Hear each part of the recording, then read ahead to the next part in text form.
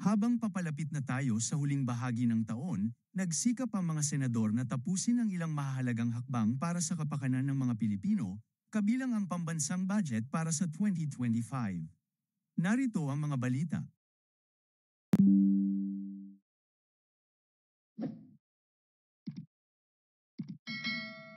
Binuksan ng Senado ang plenary debate sa P6.352T2025 General Appropriations Bill. Ang P6.352 trilyong pambansang budget para sa 2025 ay umabot na sa plenaryo ng Senado, na nagbabadya ng nalalapit na pagsisimula ng mga mariitan na deliberasyon para sa nasabing alokasyon. Malinan dito, inaprubahan ng Senado ang Philippine Natural Gas Industry Development Bill sa ikalawang pagbasa sa sesyon ng plenaryo. Sinabi ni Senador Pia Cayetano, na namumuno sa Senate Committee on Energy, na ang mahalagang batas na ito ay naglalayong bigyang prioridad ang pagunlad ng katutubong natural gas, tiyakin ang seguridad sa enerhiya, at mas abot kayang presyo para sa mga consumer. Samantala, si Senador Amy Marcos ay nag-sponsor ng panukalang batas na nagpapalawig ng termino para sa mga opisyal ng barangay at SK noong 14 ng Agosto taong 2024, may kabuuang 857 barangay, lungsod, munisipyo, at provincial resolution mula sa iba't ibang bahagi ng bansa ang nagpahayag ng suporta sa panukalang batas ni Marcos, kung saan hinihimok ng ilan ang HREP na sundin ang pangunguna ng senadora. May 107 resolusyon din mula sa SK chapters sa buong bansa ang formal ding nag-endorso ng SBN number 2707 ni Marcos, na inihain noong 5 ng Hunyo taong 2024, na nagmumungkahi na pagsabayin ang SK election sa 8 ng Mayo taong 2028 na pambansa at lokal na halalan.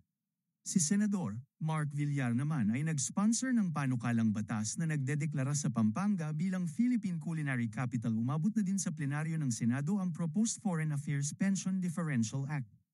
At si Senate President Pro Tempore Jinggoy Ejercito Estrada ay nag-sponsor ng Proposed Chemical Weapons Prohibition Act. Ganun din si Senador Gatchalian ay nag-sponsor ng Proposed Capital Markets Efficiency Promotion Act. At noong nakalipas na bagyong Kristen ay nakilahok ang Senado sa national mourning para sa mga biktima nito. Pinuri naman ng mga senador ang pagpirma sa PH Maritime Zones Act at PH Archipelagic Sea Lanes Act. Samantala, pinangunahan ni Senate President Francis Cheese G. Escudero ang pagpirma sa Enterprise-Based Education and Training Framework Act.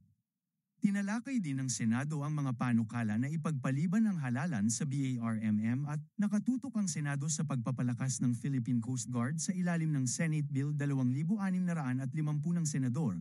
Layong itaguyod at palakasin ang kapasidad ng PCG sa gitna na rin ng patuloy na panghaharas at pambubuli ng China Coast Guard at mga Chinese vessel sa West Philippine Sea, WPS. At naghahanap ang Senado ng solusyon sa mga kakulangan sa Marawi Siege Victims Compensation Act. Samantala, nagdala ng kasiyahan ng Senate Spouses Foundation, Inc. SSFI, sa mga batang Aita sa Pampanga. At nagdala ng Senate Assist ang Senado sa Pampanga sa huli. Nagtipon ng mga dating at kasalukuyang senador para sa taunang Senate Reunion Dinner.